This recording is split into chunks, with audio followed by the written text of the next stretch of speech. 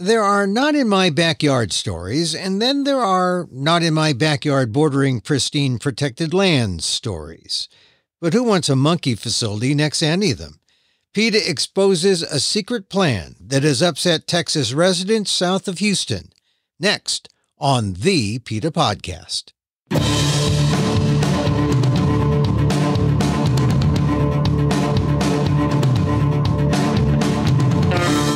Welcome to the PETA Podcast. I'm Emil Guillermo, your host for this inside look at animal rights. Brought to you by PETA, the largest animal rights organization in the world. On today's episode, the Not in My Backyard story of the day deals with a big multi-billion-dollar company, Charles River Labs, and its attempt to secretly purchase pristine land in South Texas to build a monkey breeding and laboratory facility. When residents of Brazoria County in Texas got mad, they knew who to contact: PETA. Dr. Lisa Jones-Engel, PETA Primatologist, talks about the dangers of potentially placing a monkey facility there and why Texans have a right to be concerned. On this edition of the PETA Podcast, Dr. Jones-Engel admits she was surprised by the residents' call. They came to us. The landowners came to us before they went to anyone else. I mean, these are not folks that necessarily we would share a whole lot of common ground with, I would have thought. Yeah. I mean, these were just people who lived in that part of Texas who were concerned about Charles River moving in there. Right. And they know to go to someone. They go to PETA and they said, PETA, help. And yeah. That's exactly what they did. That's exactly. And this is kind of how the story goes. You know, the headline is Charles River Laboratory secretive land grab for monkey facility prompts pushback from PETA, really at the behest of these residents. And, you know, it may be like, is it too soon to sound the alarm? I mean, that might be one question. If you know, the news in Brazoria County or the people in Texas aren't as alarmed as these residents, but this may be the prequel to what could be down the road that would be a news story, which is here's this lab that gets put in and boy, people were talking about it, but no one listened and it got put in. And now look at all these monkeys here and where the monkeys coming from and are the monkeys disease and do they represent a threat? That's usually when it becomes a story. Now it seems like you're coming out before to try to prevent all that. And I guess the question is, are you really, I mean, because some news agencies would say, let's wait and see. You know, maybe it's not a bad thing, but you're saying, oh, this could be something. This is a bad thing. Why is it a bad thing in your mind that Charles River Labs is going in there secretively to try to put in a monkey facility? Well, it's a bad thing for obviously the monkeys. Charles River, I think, as I'm understanding it from talking to the landowners who are involved, thought that they had found like this perfect spot for monkeys. 539 acres, a former exotic ranch for hoof stock, you know, for people to come in and hunt on. High chain link fences all around it. Growth, you know, evergreen growth around the fences. It's got some outbuildings already on it. You know, if you were Shannon Parasoto, who is the person, the executive VP at Charles River, who's behind the purchase of this, we're sitting in your office someplace and you looked at a map and you saw this description on the real estate thing, you would say, wow, this is pretty darn perfect. It's got an access road. It's got this land. No one's going to be looking in there. But what Shannon and Charles River didn't understand was that the folks living around there are veterinarians who are landowners. There are, you know, third, fourth, fifth generation Texans who are landowners, who the first things that they said to me were, what is this going to do to our land? What are the consequences of monkeys coming in here, of monkeys getting loose? They already knew to ask about Do we need to be concerned about disease transmission from these monkeys? What about the smell coming from the monkeys? What about the sound? What are the monkeys going to do if they get loose? They already knew the questions to ask, but they needed to come to us to help them get that story out there. Yeah. And it's interesting because I suppose just like in any kind of big purchase by a corporation, there's going to be an environmental impact report, and there'll be all these things that are going to be presented to the, in this case, the Brazoria County Commissioner, or the commission rather.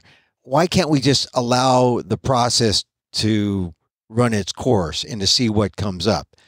Do you think it's more effective to strike early and say, and to sound the alarm early, or why not just wait to see what they find?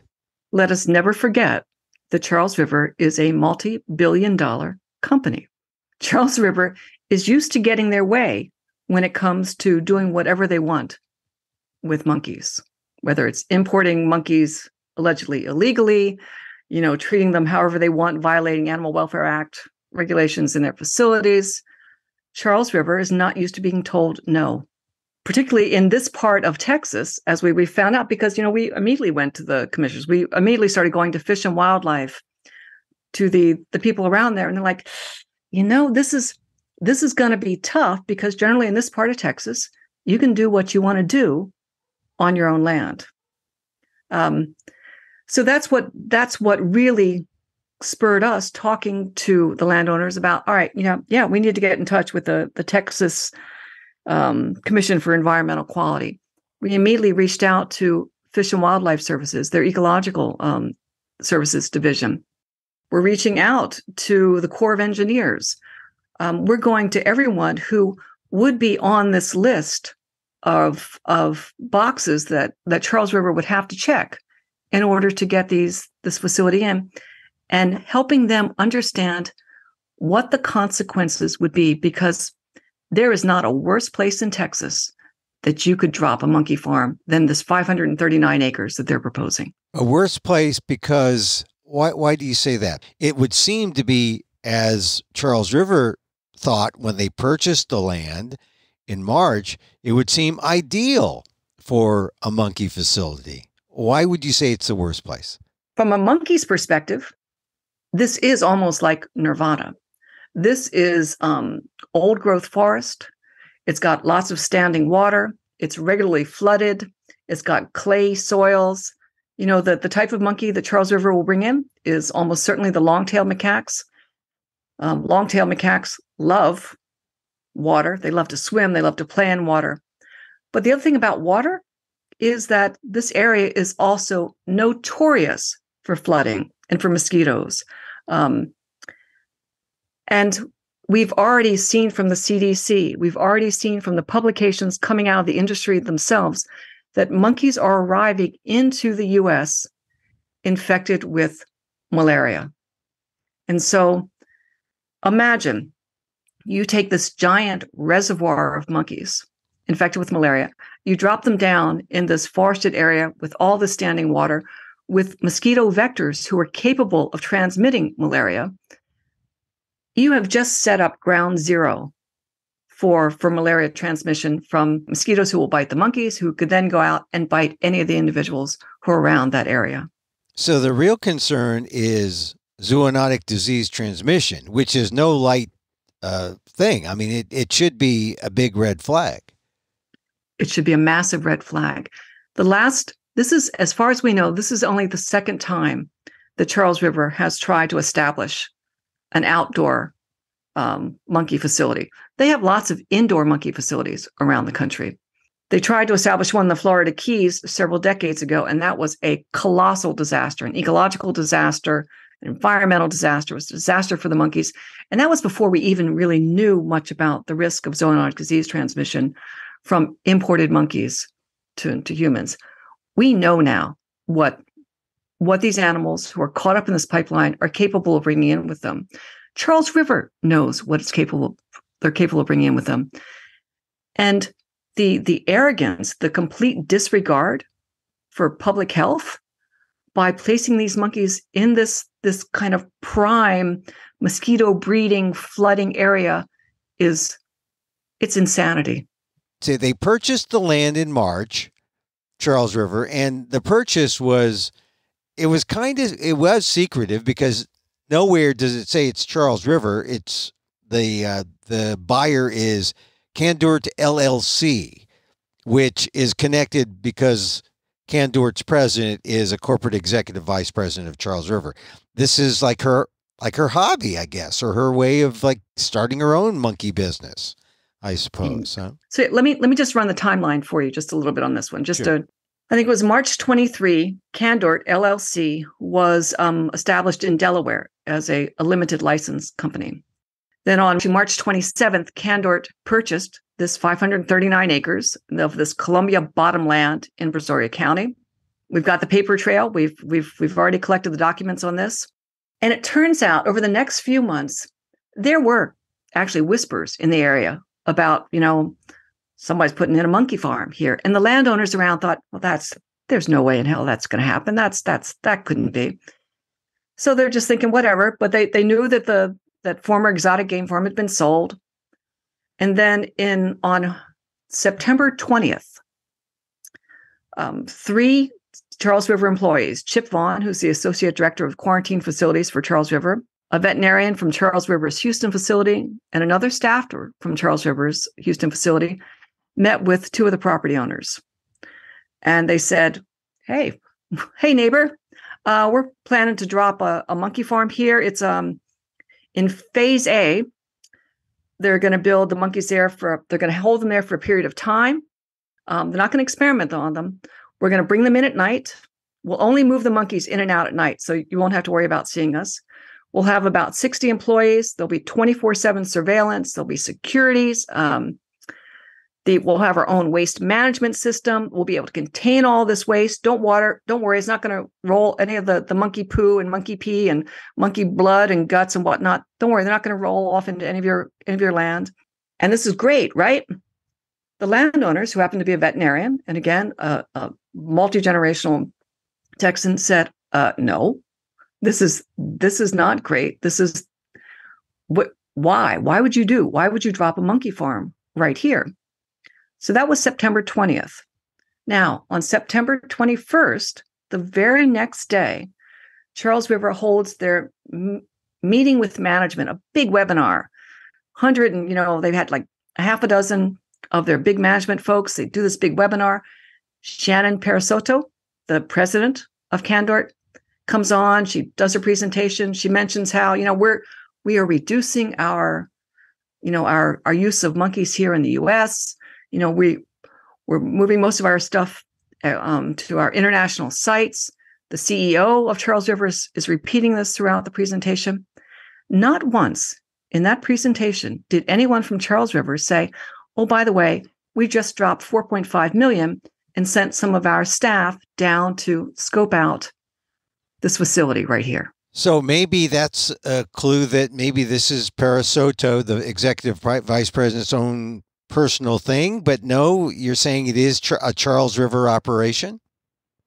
Well, if it's her own personal thing, who's paying the salaries of Chip Vaughn and the Houston Charles River vet and the other Houston person who came down there to meet with the landowners?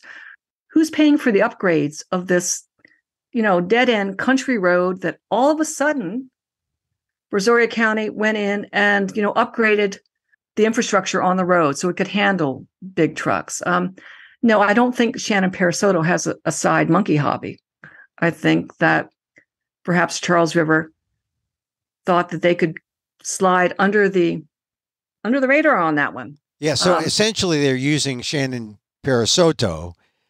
She's the proxy for Charles River, but it really is Charles River. Make no mistake. Yes, and this, we've found other documents where Shannon Parasoto is the director of a monkey farm and 2 monkey farms. She signed up as director of monkey farms in Mauritius, and she identifies herself as, Shannon Parasoto, Charles River's executive VP. There's a little bit of a pattern that's starting to emerge here. So it's already gone to as far as, and fixing the infrastructure, Brazoria County. But as far as we know, it's just an outdoor monkey facility. They're not going to construct a facility as to have it be an indoor facility. Still, they have to go, Charles River or this company, Candirt, run by an executive vice president of Charles River. They have to go before the Brazoria County commissioners, or is it all said and done? I mean, because if they're not building a facility, do they even have to go to Brazoria County commissioners? So they would be building a facility. It really sounds like the way that they were describing this to the landowners, this is going to be, it sounds like a quarantine facility. So they're only, an hour and a half outside of Houston. Houston is the main airport for importation of primates into the U.S.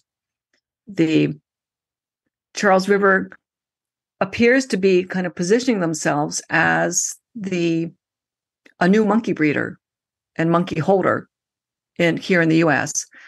And I'm speculating right now, so allow me to speculate. But we heard at the beginning of this year, the report came out from the National Academies of Science on the expected use of non-human primates, and they said basically the biosecurity risks with importation are so great that we're going to need to rely more on domestic breeding facilities.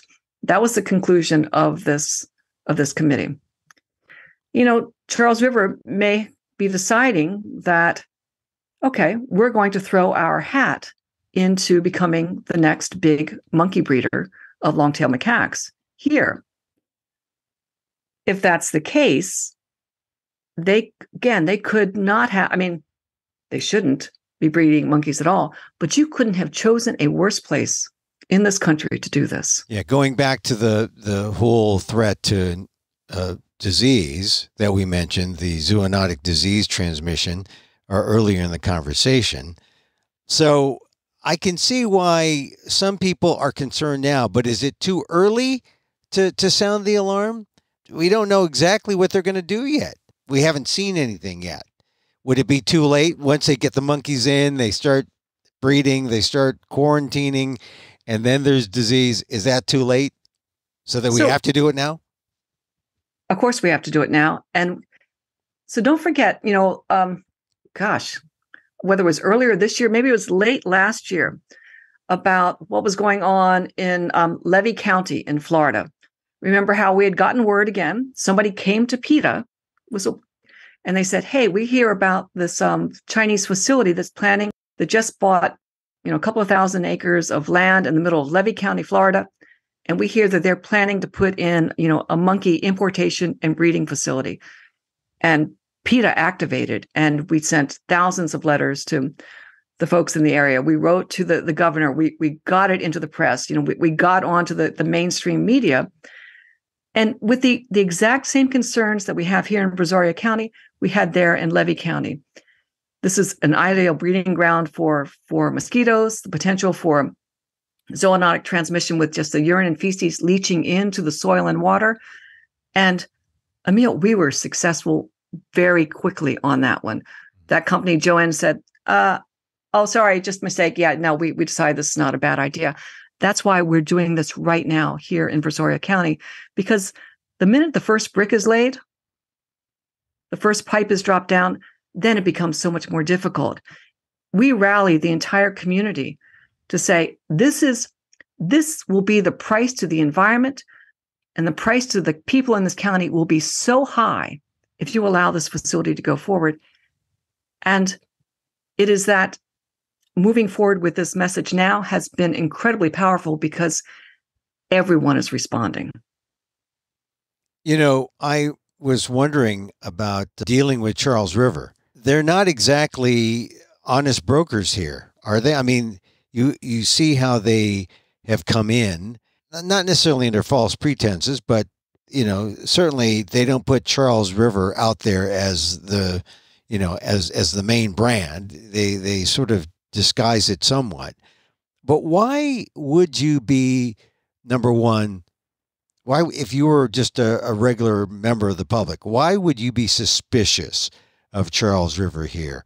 And why would you say, boy, that coming in secretly like this is, shows that they're definitely up to no good. Why would a member of the public want to look at that and say, make sure that all the T's are crossed and all the I's are dotted because something's fishy here?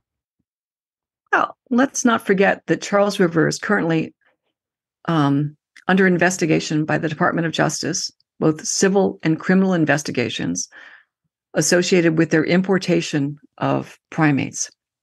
They're under investigation by the SEC, the Security and Exchange Commission, because of their dealings with foreign entities about their importation of primates. Charles River is on the wrong side of this issue. Even Charles River's shareholders, a substantial portion of them, know that Charles River does not want to be upfront and transparent about their monkey business. When we put in our shareholder resolution last year, asking just very simply, Charles River, tell us how many monkeys you're bringing in, tell us where you're getting them from, tell us where you're moving them. Charles River fought vociferously back against that. But still, a third of the voting shares voted in favor of our resolution, a resolution for transparency. Charles River can exist because they exist in the dark. They exist in the shadows. Their facilities are barbed wired around. There are no cameras inside of their laboratories. The public is not stupid. These folks down there know this does not smell right. It did not pass the sniff test. You don't come. They've said to me again, well, why would they want to be moving those monkeys in and out under the cover of darkness of every night? What are they trying to hide? Well, that's a big question. And I think it sounds like if they were just transparent, would anyone in the right mind allow Charles River to do what they want to do there in Brazoria County? Absolutely not. Again, it's ecologically, this will devastate this area. So not only is this 539 acres in this kind of Columbia bottomland with the standing water, very clay soils, but basically on every single side of it, on one side you have the San Bernard National Wildlife Refuge. On another side, you have the Nature Conservancy. On the other side, you have U.S. Fish and Wildlife protected lands. This is public land, protected public land that completely enwraps this proposed facility. And so the public will be subject to any of the downsides, the runoff, literally the runoff from this facility. And that, we talked about the mosquitoes, but let's also think about when you have hundreds, thousands of monkeys in indoor-outdoor facilities, and this would be an indoor-outdoor facility. It wouldn't just strictly be outdoors. These monkeys would not be running around, gambling through the trees. No, they would be in cages, but it would be outside. You'd be hosing out the concrete floors. You'd be aerosolizing the poo and the pee. And then this would get into the soil. This would get into the water. And we already know that Texas already has seen imported monkeys arrive with things like Burkholderia pseudomele, a bacteria so dangerous, shed in the urine and feces, that can exist then in the soil and water, a bacteria so dangerous that here in the U.S., we consider it a tier 1 select agent. In 2021, 2022, multiple monkeys arrived in Texas at another facility with that. You have the Salmonella, the Yersinia, the Campylobacter, all these really nasty bacterial infections that the animals will shed. And how did that area in Texas fare against, all this disease that you say occurred? Have they survived? And should the people in Brazoria really take that to heart? Or is that really kind of an isolated thing that happened in that area of Texas that you just referred to? So the area of Texas I'm talking about is the Inativ and SNBL facilities up in, look at my western, kind of more central western Texas. Incredibly dry, bone dry area. No standing trees, no standing water. These are massive facilities out there. It's dry. The wind is blowing all the time. Those facilities, Initiv is absolutely sideways right now with the Texas government and with the federal government for violations of the Clean Water Act.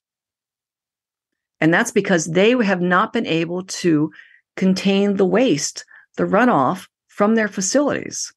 And so they just announced themselves in their recent SEC filings that they are under investigation for violations of the Clean Water Act. And that's in a bone dry area. Imagine what's going to happen down here in this part of Texas, not that far from the Gulf, where it's just, this is a soupy place. This is, you can get 3 to 4 inches of rain in an afternoon. There is so much water, and water is a perfect vehicle for disease transmission. And we're not just talking about Brazoria County, because it has some proximity to, I guess, the nearest metropolitan area is Houston, right?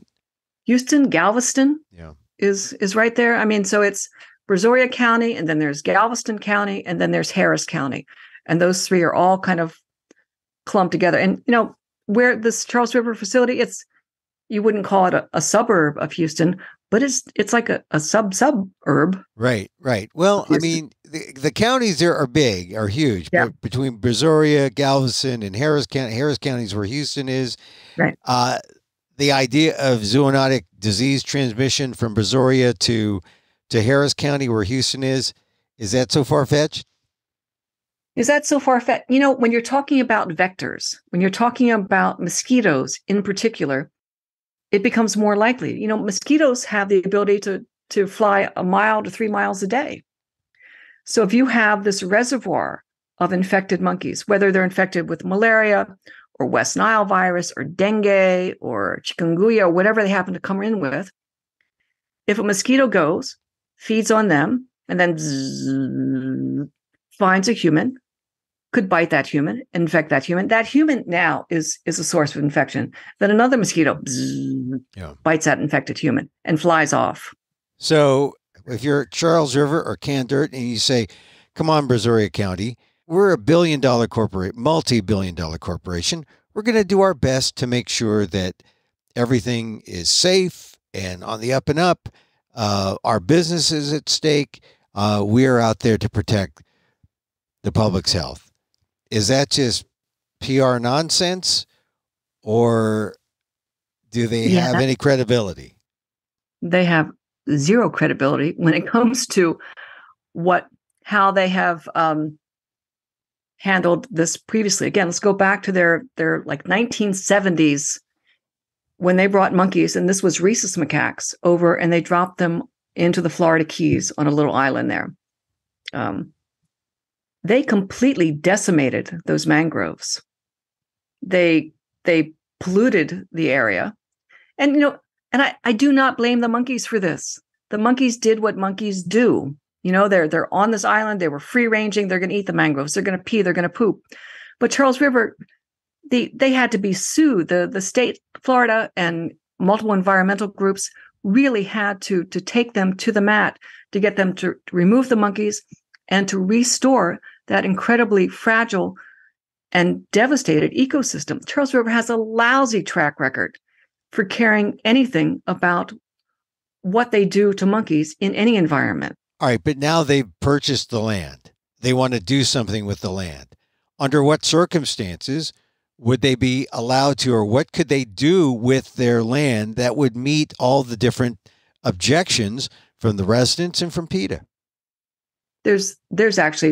You'd have to put, it wouldn't even work to put a giant bubble over it, because then you have all the standing water in the soil and the ability for water to move. There is nothing that Charles River, nothing monkey-wise that Charles River could put on that property that would be safe for the environment, safe for the citizens of that area, that would protect the monkeys. No, it's, Charles River made a bad purchase. It's like they were sitting in their living room when they put their finger on this dot. They didn't ground truth it. But perhaps most importantly, they didn't realize that we would find out. I don't think Charles River ever thought in their wildest dreams that Texas landowners would come knocking on PETA's door and saying, help me protect my land. Help me make sure that these lands, which we've been in our family for generations, we don't lose the value of them. We're not at risk for disease transmission, that we're not going to go walking out there one day and have, a monkey come up on us. Are those families powerful enough to withstand the power of Charles River, or is there too much money? Is there too much money out there that they can throw at this family? I think so. It's not just these families.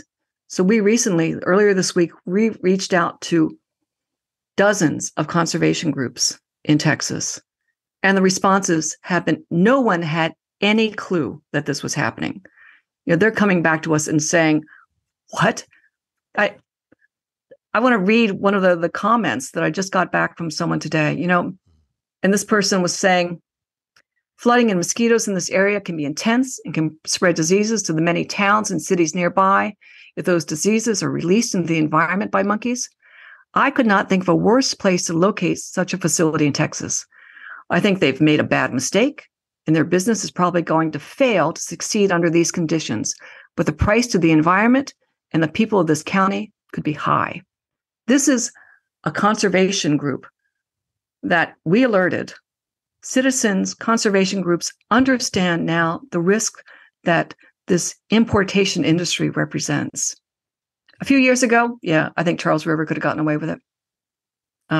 But we're out there now. The message is out there. I don't think that Charles River will succeed. We've been speaking to representatives. We've been reaching out to the commissions. People are learning about this, and they're like, there is no way that we want these monkeys in this facility. And so I think it's like so much of what we do, Emil.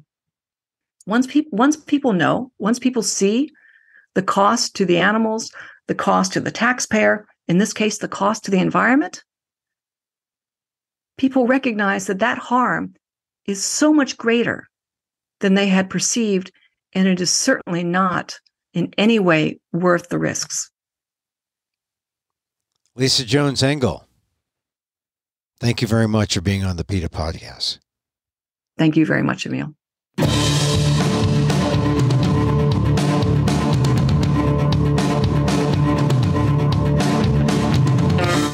Dr. Lisa Jones-Engel, PETA Primatologist, talking about the dangers of a potential monkey facility in Brazoria County in South Texas, and how residents were so angry they blew the whistle on Charles River Labs and its plans. We'll be following. And that's our show for today. Thank you for listening. Don't forget to send a link of this show to your friends. Tell them you like the PETA Podcast.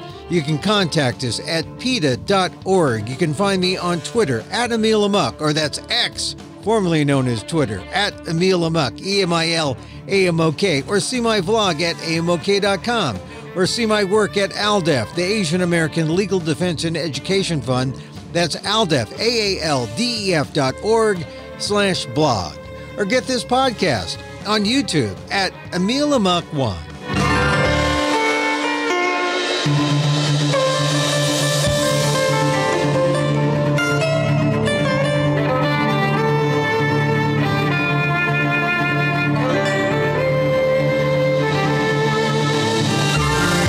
Once again, thank you for listening. Check out all our episodes on your favorite podcast app or on Apple Podcasts, where you can subscribe to as well as rate and review the show. It helps get the word out about the issues you care about. Our music is provided by Carbon Works. Check them out on YouTube. And join us again next time for more insight into animal rights and the fight for a cruelty-free world on the PETA Podcast. I'm Emil Guillermo.